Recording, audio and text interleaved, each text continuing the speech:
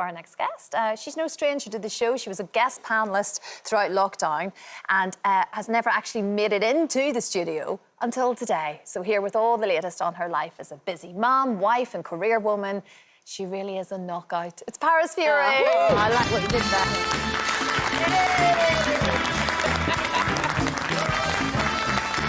I like the rocky music for me. I was just going to say, does this sort of stuff just follow you everywhere? Like boxing stuff, boxing memorabilia lands on my knee. Yeah, but I think it's good music for you, because what a woman you are. Oh, thank you. 6 kids. Oh, I know. You always seem so calm and together. just in control I think together. you've got to keep the rock to the anchor. You've got to keep it going because there's just too much going on in our life to not hold it down. What's the age range of your kids, Paris? 12 and 10, and then 3, 4, 5, and the little one's 1 next month. Oh my incredible. goodness. And how is little Athena doing? She's we brilliant. did catch up with you before. It was a fairly traumatic time. It's just after the birth. It was just really tough for all of you, wasn't it? Yeah, obviously Athena was born with her heart racing really fast, and then we had to go to Alder Hay, and we was in there for quite a few weeks, and it was a real tense few weeks. But yeah, she's great now. She's perfect. She's healthy. She's 1 next month. She's doing more than she should because she's following the big one. She's trying to get into everything, crawl, walk, talk, all at once. But yeah, we're doing good. Has it put you off having more? I mean, you've got 6. Yeah. And then you had that traumatic birth. Has that now put you off having more?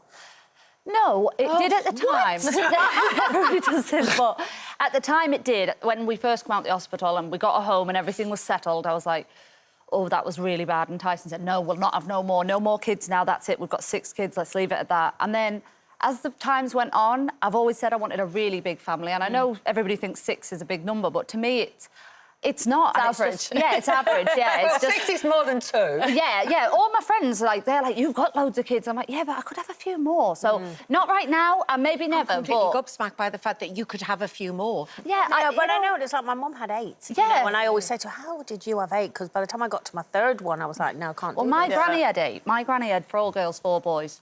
And I've always looked at that like the perfect family. Me too, I did. And I think, up. like, that's lovely. And I've been blessed. I've got 3 girls, 3 boys, so you never know. But at the moment, it's no. It's not right now. I love the fact that you kind of align, like, being pregnant and having a baby alongside the fight, the big boxing match, because it's such a similar thing. You've got all these months of preparation, planning, freaking out, panic, all the rest of it. Then there's the big day. It can be traumatic, and then there's the aftermath. And it's very much like Tyson I never ever with a fight. thought that. I never thought it till the other day because I was trying to explain what it feels like to watch Tyson fight, and that's what it is. It's like you've got all that build-up, you've got the occasion, which is traumatic, and there's problems, and there's the worry and the dread, and oh my God, and then there's the aftermath, which is like, yes, great, it's beautiful, wonderful. But what's it like living with him when he's not fighting and he hasn't got a fight planned? We're going through that now. Tyson's like a buzzy bee, but he's busy doing something and nothing. He is actually on tour at the minute, so every weekend he's really busy at the moment. And we've obviously got other businesses that we run together.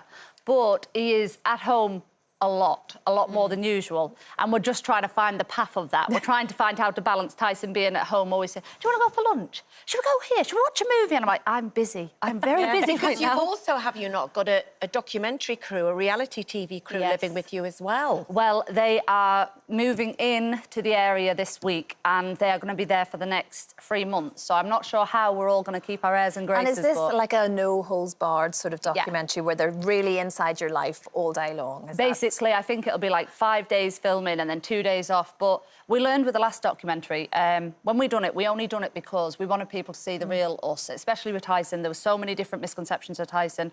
And I said, you know what, it'll be really great to let the world see you. And I ended up being part of it, and I never expected any sort of fame or part of the show. I just thought I'll be in the background. You were the big star of the show. I know, like, come out that way, it's quite good. And I want to ask you how it will feel for the kids, because how old's your eldest daughter? My oldest one's 12.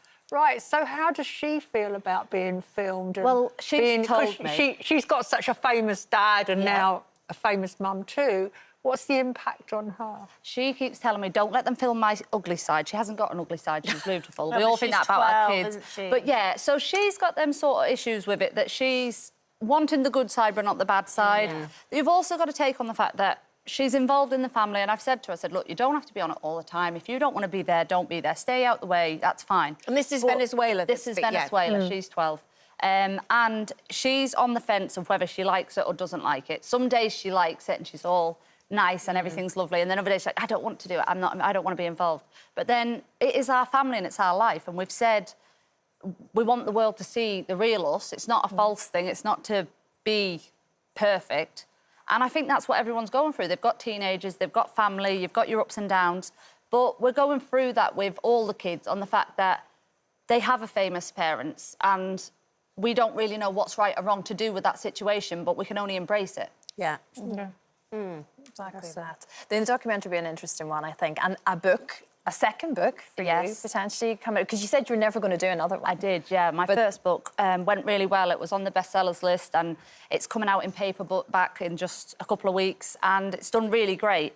And they came back to me and said, will you do another one? I was like, no, people don't want that. People don't want to hear about me. And they do. And I don't really know what the fascination is, but whilst I've got fans there and they want to hear about it, I thought, OK, let's go with it. Let's go with that. One of the things... Sorry, Christine. One of the things that you have received, that you've said you've received some criticism about, to me, you know, it's up to you, is about the homeschooling of Venezuela. Yes. How is that going? Because the thought of having 5 other children and homeschooling one of them, how do you make that work? Well, I can't take full credit. She does have a tutor. So somebody comes in weekly and they do all her work and they keep her up to date with the standards that she's meant to do. And it's going great. It's nothing new to us. It's what our culture, our race of people as gypsies and travellers have always done. So we gave Venezuela the option, do you want to go to high school or do you want to be homeschooled? But I got such a bad backlash. You've took away her chance of this, her chance of that. I never went to high school. I feel like I've done great work. But just to see the other people's point of view, how can a 12-year-old child really decide what's best for her? Because I haven't took away her advantages, because she will sit her levels, she will go through the full extent of schooling, and when she's 15, 16, if she wants to go into further learning, she can. I did. At 15, I went to college. I'd done 3 years to run a beauty therapy business. I didn't just stop at the first level. I carried on so I could run my own salon. That's what I wanted to do. And I've told my girl, you can do anything. Anything you want to do, you can do it. So she'll keep up to date with her studies. And then when it comes to that time, but people just look at it as like, oh, you've took her out of school, that's the end of it. I know, they don't understand, They don't understand, but that's not the case. Just very quickly, I have to ask you this. I've heard that there may be also a pop star about to happen in your house. Oh, don't. It's so terrible. The music companies keep coming to Tyson because he sings in the ring and he sings everywhere. Anyone will listen. Well, you can be a backing singer. Oh, I would not. I'd cry. But they've asked him to do an album, not just a song, an album. And I went, who... Why? Why would you want to do this? And he said, I'm going to do it, I'm going to do it. Look at all the songs they want me to sing. And I'm like, I would be the first one to criticise this album. I'd be like, don't bother, don't buy it. He can't sing. Well, they must think there's a market for it. Yeah. He can get Keith Allen in the studio. Because he loves singing, doesn't he? So He he'll does. love it. He loves it. And the fact that, like... What's his voice like? Not great. Really not great. I'll tell you what, get him in here next time and we'll get him to sing. We'll do a little audition and we'll be very honest, as you know. Get up those red buzzers. Yeah. We'll do that. He's got talent. Yeah, we'll say yes or no.